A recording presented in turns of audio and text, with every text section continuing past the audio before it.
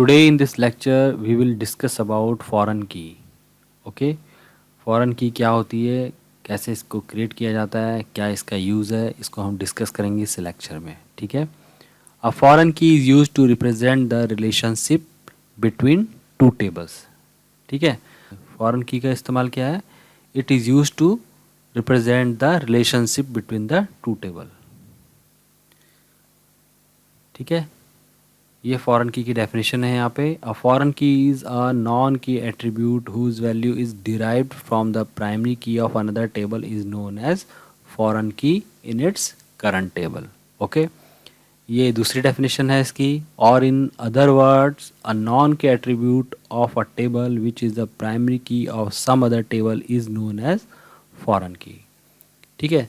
These are two definition of foreign key. तो इसको हम एक एग्जांपल से समझते हैं तो हमें ये डेफिनेशन ईजिली समझ में आ जाएगी कि क्या इस डेफिनेशन का मतलब है. ओके, ये हमारे पास एक टेबल है यहाँ पे. इस टेबल का नाम है ई इंफॉर्मेशन. ई मतलब एम्प्लॉय की इंफॉर्मेशन है इस टेबल में. ये फील्ड है इसके. ई आई डी यानी एम्प्लॉय की I D, E name employee का नेम, एम्प्लॉय की सैलरी, एम्प्लॉय का शहर, कौन से शहर से है वो, एम्प्लॉय डिपार्टमेंट आईडी, कौन से डिपार्टमेंट में काम करता है, उस डिपार्टमेंट का नाम क्या है, और उस डिपार्टमेंट का मैनेजर कौन सा है. ठीक है. जैसे यहाँ पे हम एक रिकॉर्ड देख लेते हैं. यहाँ पे ये 111 ये एम्प्लॉय की आईडी है. ठीक है. कोई फैक्ट्री है या कोई ऑर्गेनाइजेशन है. ठीक है. तो उसमें कोई काम, जो भी एम्प्लॉय काम करते हैं उनको क्या दिया जाता है, एक आईडी दी जाती है. ठीक है. तो ID should be unique. ID क्या होगी, रिपीट नहीं होगी आईडी. ठीक है. हर एम्प्लॉय की अपनी अलग आईडी होगी. तो एम्प्लॉय आईडी 111, ये राकेश इसका नाम है, इसकी सैलरी है 40,000, ऋषिकेश का रहने वाला है, और कौन से डिपार्टमेंट में काम करता है, मार्केटिंग डिपार्टमेंट में काम करता है. तो हर डिपार्टमेंट को भी एक आईडी दी गई है. ठीक है. और उस डिपार्टमेंट का मैनेजर कौन है, रुद्राक्ष. ठीक है. इसी तरीके से हमारे पास सेकंड रिकॉर्ड है, और उसका जो डिपार्टमेंट आईडी 102 है, ये किस डिपार्टमेंट की है, सेल्स की है. इसी तरीके से जो थर्ड रिकॉर्ड है, ये 103 यहाँ पे डिपार्टमेंट आईडी है किसकी, प्रोडक्शन की, और इसका मैनेजर कौन है, तन्मय है. ठीक है. तो हमारे पास 3 डिपार्टमेंट है, तो उसी में लोग काम कर रहे हैं. इसी तरह से यहाँ पे एक रिकॉर्ड और है, किरण, और ये इसका जो डिपार्टमेंट आईडी है 101 है. ठीक है. मार्केटिंग डिपार्टमेंट की आईडी है 101, और इनका जो मैनेजर है वो कौन है, रुद्राक्ष है. ठीक है. तो 3 हमारे पास डिपार्टमेंट है. ठीक है. और हर डिपार्टमेंट को हमने एक यूनिक आईडी दी है. अब इस टेबल की जो इन्फॉर्मेशन है, ठीक है, इसके जो फील्ड्स हैं, इसको हम स्प्लिट कर देते हैं. ठीक है. स्प्लिट कर देते हैं 2 टेबल्स में. ठीक. तो उससे फ़ायदा क्या होगा, उससे फ़ायदा ये होगा कि मतलब एक टेबल में कम फील्ड मिलेंगे हमें मैनेज करने के लिए. ठीक है. और इन 2 टेबल जो भी हम स्प्लिट करके बनाएंगे उनको हम आपस में कनेक्ट कर सकते हैं. ठीक है. ईज़िली क्या कर सकते हैं, मैनेज कर सकते हैं. अब हमें क्या करना है कि बार बार जो है ये पूरी पूरी इन्फॉर्मेशन बार बार नहीं लिखनी पड़ेगी. मार्केटिंग, सेल्स, प्रोडक्शन, हर एम्प्लॉय के साथ लिखना नहीं पड़ेगा. बस हम क्या डालेंगे वहाँ पे, उसका एम्प्लॉय आईडी, डिपार्टमेंट की आईडी डालेंगे, और क्या होगा, बस उससे हमें पता चल जाएगा कि कौन से डिपार्टमेंट में ये काम करता है. डिपार्टमेंट के लिए हम एक अलग टेबल बना देते हैं. ठीक है. तो इसको देखते हैं यहाँ पे. तो ये हमने यहाँ पे स्प्लिट कर दी टेबल. एक एम्प्लॉय टेबल बना ली इम्प टेबल नाम से, और एक डिपार्टमेंट टेबल बना ली. ठीक है. तो ये employee ID, E name, salary, city, date of joining, ठीक है, किस डेट को ज्वाइन किया था एम्प्लॉय ने, और ये डिपार्टमेंट आईडी. ठीक है. उसकी डिपार्टमेंट आईडी मतलब कौन से डिपार्टमेंट में वो काम करता है. ठीक है.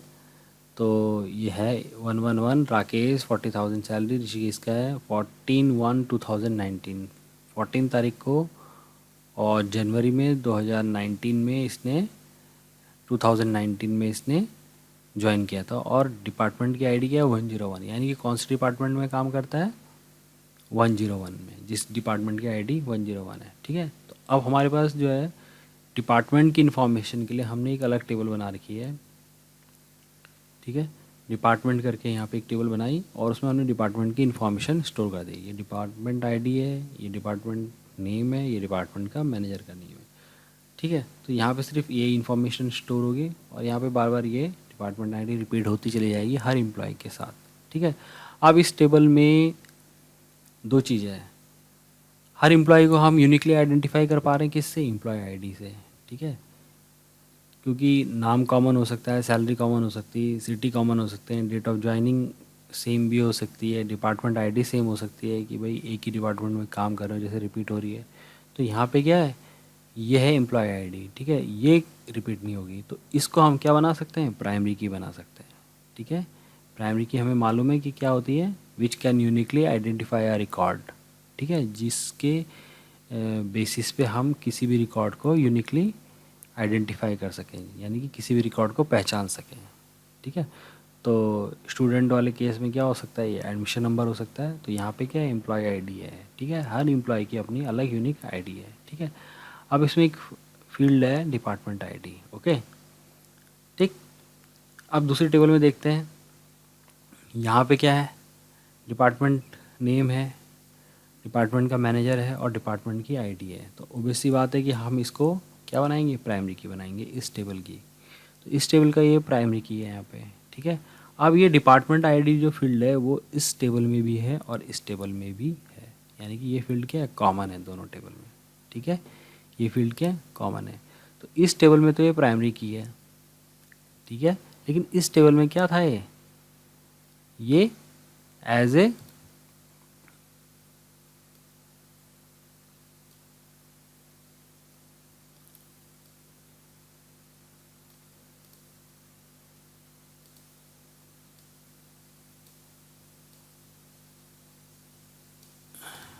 ठीक है, इस टेबल में तो क्या है, ये प्राइमरी की है, और इस टेबल में क्या है, एक नॉर्मल फील्ड था ये, ठीक है। यहाँ पे प्राइमरी की कौन सा है, एम्प्लॉय आईडी है। तो यही ये डेफिनेशन कह रही है कि वो फील्ड जो किसी टेबल में प्राइमरी की हो, लेकिन और किसी डेफिनेशन में हमने ये डिस्कस किया है कि ये एक ऐसा फील्ड जो दो टेबल में कॉमन हो, एक टेबल में तो वो प्राइमरी की हो और दूसरी टेबल में वो नॉर्मल फील्ड हो, ठीक है। तो वो कहलाएगा आपका फॉरेन की ऑफ दैट टेबल। तो ये फॉरेन की बन गई आपकी, ये फील्ड जो है फॉरेन की कहलाएगा यहाँ पे, इस टेबल का, इंप टेबल का फॉरेन की बन जाएगा ये, ठीक है। तो यही डेफिनेशन है यहाँ पे। अगर आप देखो, अ non key attribute of a table, ठीक है, नॉन के एट्रीब्यूट मतलब कि एक नॉर्मल सा फील्ड, ठीक है, विच is the primary key of some other table, जो कि दूसरी टेबल में प्राइमरी की होगा, ठीक है, इज़ नोन एज फॉरेन की, उसी को हम क्या बोलते हैं, फॉरेन की बोलते हैं। तो यहाँ पे बन गई है फॉरेन की, ठीक है। तो ये डेफिनेशन क्लियरली हमें बता रही है क्या इसका मीनिंग है, ठीक है। इसी तरीके से ये भी है definition, a foreign key is a non key attribute whose value is derived from the primary key of another table, ठीक है। फॉरेन की क्या है, एक non key attribute, non key attribute, attribute column और फील्ड एक ही बात है, ठीक है। नॉन की एट्रीब्यूट जिसकी वैल्यू क्या है, ठीक है, सेम सिमिलर होगी, ठीक है, किसके, दूसरे टेबल के प्राइमरी की के। तो दूसरे टेबल में प्राइमरी की कौन सा है, यही है, तो इसके सिमिलर है इसकी वैल्यूज, ठीक है ना। उसको हम क्या कहते हैं, फॉरेन की ऑफ इट्स करंट टेबल, ठीक है। तो ये बन गया आपका फॉरेन की, ठीक। अब फॉरेन की को, ये तो थ्योरेटिकल कंसेप्ट है, इसको अगर हम प्रैक्टिकली अप्लाई करना चाहते हैं, इसको प्रैक्टिकली क्रिएट करना चाहते हैं, तो हम कैसे इसको क्रिएट करेंगे, ठीक है। तो इसके लिए हम यहाँ पे दो टेबल क्रिएट करेंगे, एक डिपार्टमेंट टेबल है, ठीक है, जो कि इस तरीके से हमें नज़र आएगी, ठीक है, ये फील्ड है इसके और इसकी वैल्यू है, ठीक है। इसको हमने कैसे क्रिएट किया है, यहाँ पे एम्प्लॉय आईडी लिया, एम्प्लॉय डिपार्टमेंट नेम लिया, डिपार्टमेंट मैनेजर लिया, डिपार्टमेंट आईडी क्योंकि न्यूमेरिक वैल्यू है तो इंटीजर ले लिया यहाँ पे हमने, और नेम टेक्स्ट है, डिपार्टमेंट का जो मैनेजर नेम है वो भी टेक्स्ट है, डिपार्टमेंट आईडी को हमने यहाँ पे प्राइमरी की बना दिया, ओके। उसके बाद हमारी जो दूसरी टेबल है उसको भी हमने यहाँ पे एक एम्प्लॉय आईडी बनाया जिसको हमने इंटीजर कंसिडर किया है, एम्प्लॉय नेम टेक्स्ट कंसिडर किया है, सैलरी इंटीजर होगी, सिटी टेक्स्ट होगा, और डेट ऑफ ज्वाइनिंग एक फील्ड होता है डेट, ठीक है, ओके। उसे वो टेक्स्ट भी नहीं है, इंटीजर भी नहीं है, वो क्या है, सीधा डेट, यहाँ से हम डेट सेलेक्ट करेंगे तो डेट है वो, और डिपार्टमेंट आईडी वो क्या है, इंटीजर है, ठीक है, नंबर से मतलब कोई नंबर है। तो इसको हमने क्लोज़ किया। उसके बाद हमने क्या करा, ये दो टेबल है हमारे पास। अब ये दो टेबल हैं, अब हमें फॉरेन की बनानी है, ठीक है। तो हम देखते हैं कि प्रैक्टिकली हम कैसे फॉरेन की को अप्लाई कर सकते हैं। ये हमारे पास दो टेबल हैं यहाँ पे, डिपार्टमेंट टेबल और इंप टेबल, जो कि हमने यहाँ पे अभी डिस्कस की थी, ठीक है। तो ये इनकी वैल्यूज़ है 101, 102, 103, ये डिपार्टमेंट आईडी हैं, डिपार्टमेंट नेम है, ठीक है। ये उनके डिपार्टमेंट के मैनेजर हैं, ठीक है। अब यहाँ पे जो भी एम्प्लॉय हैं उनको यही आईडी मिली हुई है, डिपार्टमेंट आईडी मिली हुई है। कोई सेल्स में काम करता है, कोई मार्केटिंग में काम करता है, कोई अकाउंट्स में काम करता है, जो भी डिपार्टमेंट है उनकी आईडी है, ठीक है। तो हर एम्प्लॉय को एक डिपार्टमेंट आईडी असाइन है, यानी कि वो इस डिपार्टमेंट में काम करता है। 101, 102, 103, इससे पता चल जाएगा, इस कोड से हमें पता चल जाएगा कि वो कौन से डिपार्टमेंट में काम करता है। उसके लिए हमारे पास क्या अलग टेबल है जिसमें कि डिपार्टमेंट की इंफॉर्मेशन हमारे पास अवेलेबल है, ठीक है। 101 सेल्स डिपार्टमेंट है, प्रोडक्शन है, ये मार्केटिंग है 103 वाला, ठीक है। अब इनके बीच में हमें क्या करना है, रिलेशनशिप सेटअप करना है, ठीक है। तो हम टूल्स में जाएंगे, रिलेशनशिप में जाएंगे। तो अब ये देखो, ये दो टेबल हमारे सामने हैं, ठीक है। ये इसलिए आ रही है कि मैंने इनको पहले ऑलरेडी ऐड कर रखा था, तो इनको हटा देता हूँ। फर्स्ट टाइम जब आप करेंगे तो ये कहेगा ऐड टेबल, तो दो टेबल ऐड कर लेते हैं हम। जिन जिन टेबल के बीच में हमने रिलेशनशिप को सेटअप करना है उनको हमने ऐड कर दिया, ओके। ऐड करने के बाद अब हम देख रहे हैं दोनों टेबल के बीच में क्या है, कॉमन फील्ड है। इसकी अपनी एक प्राइमरी की है जिसको हम एम्प्लॉय आईडी कह रहे हैं, इस टेबल का अपना एक प्राइमरी की है, वो डिपार्टमेंट आईडी है। अब इन दो टेबल में एक कॉमन फील्ड है, वो कौन सा है, डिपार्टमेंट आईडी वाला, ठीक है। यहाँ पे उसका डिप आईडी नाम है, यहाँ पे डीपीटी आईडी है, ठीक है। लेकिन उनकी वैल्यूज़ क्या है, सेम है, ठीक है। उनका नाम थोड़ा बहुत चेंज भी होगा तो चलेगा, लेकिन उनकी वैल्यूज़ क्या है, सेम है, ठीक है। तो इसमें भी वही वैल्यूज़ हैं जो इस फील्ड में वैल्यूज़ हैं, ओके। तो हम क्या करेंगे, इस पर क्लिक करके और माउस को छोड़ेंगे नहीं, ड्रैग करके सीधे इस कॉमन फील्ड के ऊपर लेके आ जाएंगे, ठीक है। तो ये इस तरीके से एक रिलेशनशिप सेटअप हो जाएगी। तो ये बन गया आपका। अब ये जो इस एम्प्लॉय टेबल में जो ये फील्ड था, ये वाला, ये बन गया आपका फॉरेन की। क्या बन गया, फॉरेन की, ठीक है।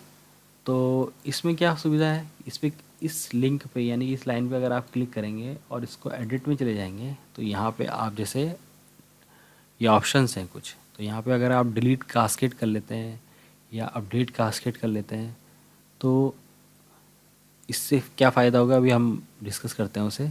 तो इन ऑप्शंस को आप ऑन कर सकते हैं, ठीक है। तो ये ऑप्शन भी हमने ऑन कर लिए, चाहे तो आप ना भी करें, ठीक है।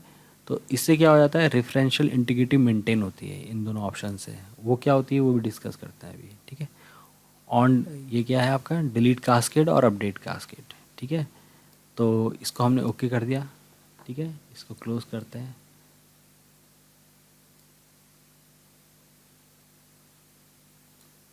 ठीक है। अब क्या होगा, जितने भी ये एम्प्लॉय हैं और अगर आप कोई नया रिकॉर्ड इसमें एंटर करते हो, ठीक है, जब ये रिलेशन में आ गई ये टेबल्स, तो आप डिपार्टमेंट आईडी आप सिर्फ कौन सा असाइन कर सकते हो, 101, 102, 103। इसके अलावा अगर आप किसी और डिपार्टमेंट आईडी को इंसर्ट करते हो, ऐसा डिपार्टमेंट आईडी जो डिपार्टमेंट टेबल में अवेलेबल ही नहीं है, तो वो रिकॉर्ड यहाँ इंसर्ट नहीं हो पाएगा, ठीक है। करके देखते हैं, एक 6,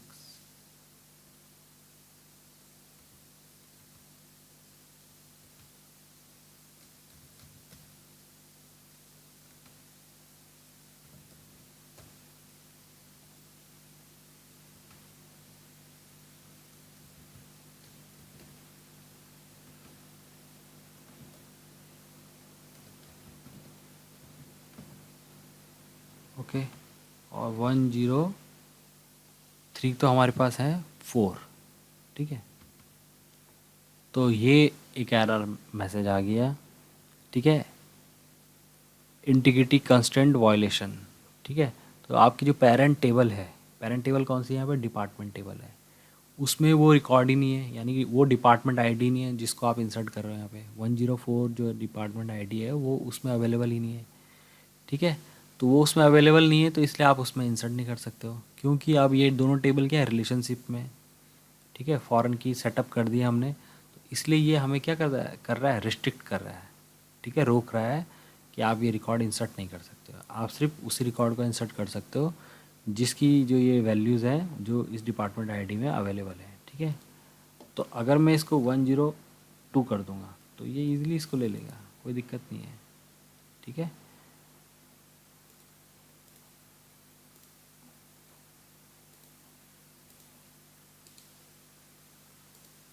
ये देखिए, ये रिकॉर्ड हमने अभी इंसर्ट किया तो इजीली इंसर्ट हो गया, ठीक है।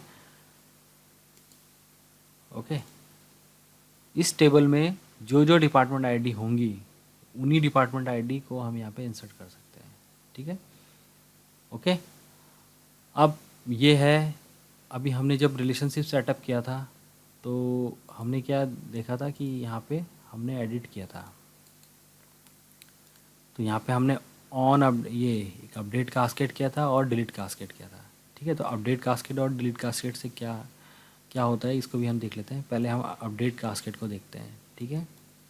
तो अपडेट कास्केड में ये है कि जैसे यहाँ पे अगर आपने कोई वैल्यू अपडेट की, सॉरी, अगर आपने इस टेबल में कोई वैल्यू अपडेट की, सपोज करो कि डिपार्टमेंट आईडी चेंज हो गई, तो डिपार्टमेंट आईडी चेंज हो गई, सपोज करो 101 थी और 105 हो गई। तो जितनी डिपार्टमेंट आईडी जो जो एम्प्लॉय टेबल में हैं और जिनकी डिपार्टमेंट आईडी 101 थी वो ऑटोमेटिकली क्या हो जाएगी, अपडेट हो जाएगी, 105 हो जाएगी, ठीक है। तो इसको देखते हैं 101 वाले। अब यहाँ पे देखो इस टेबल में जो जहाँ जहाँ पे 101 था वहाँ पे क्या हो गया, 105 हो गया। देखो, ये देखो 101 इस टेबल में है ही नहीं है, ठीक है। ऑटोमेटिकली क्या हो गया, अपडेट हो गया। तो ये तो हो गया अपडेट कास्केड, यानी कि आप मास्टर टेबल में यानी कि पेरेंट टेबल में कुछ भी रिकॉर्ड अपडेट करेंगे वो ऑटोमेटिकली आपकी जो चाइल्ड टेबल है, ठीक है, उसमें ऑटोमेटिकली अपडेट हो जाएगा रिकॉर्ड, ठीक है। दूसरा था ऑन डिलीट कास्केड, ठीक है। दूसरा क्या था, डिलीट कास्केड। डिलीट कास्केड क्या करता है, अगर आप पेरेंट टेबल में कोई रिकॉर्ड डिलीट करेंगे, ठीक है, तो उसके रिगार्डिंग जितने भी रिकॉर्ड एम्प्लॉय टेबल में होंगे वो ऑटोमेटिकली डिलीट हो जाएंगे। जैसे 105 वाला है, सेल्स वाला है, सपोज करो मैं इस रिकॉर्ड को डिलीट कर देता हूँ यहाँ से, ठीक है, ये डिलीट हो गया 105 वाला। अब जितने रिकॉर्ड यहाँ पे होंगे जिनका डिपार्टमेंट आईडी 105 रहा होगा वो क्या होंगे, यहाँ से डिलीट हो जाएंगे।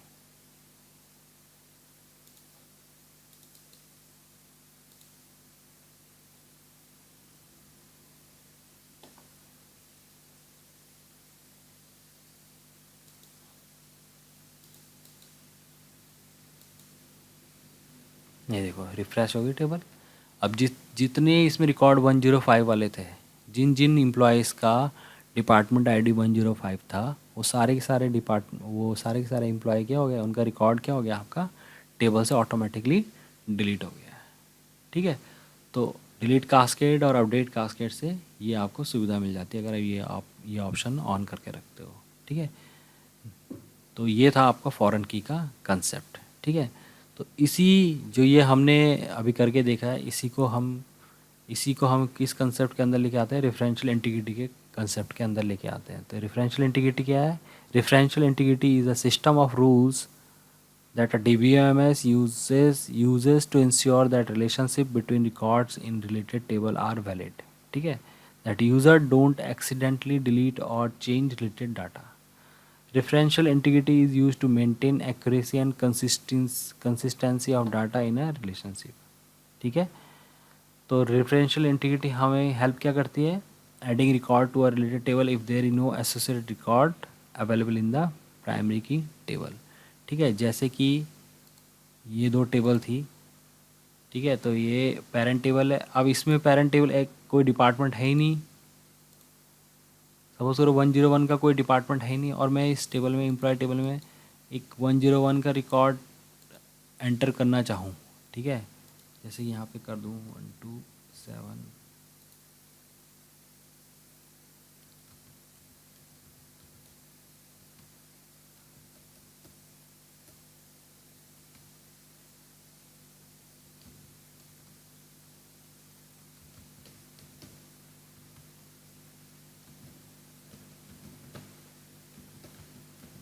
ठीक है।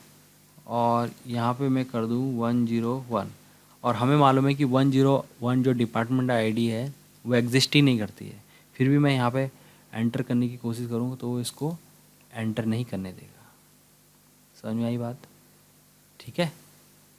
तो ये फर्स्ट पॉइंट जो है वो ये कह रहा है आपको, ये हो जाएगा क्योंकि 102 क्या है वहाँ पे अवेलेबल है।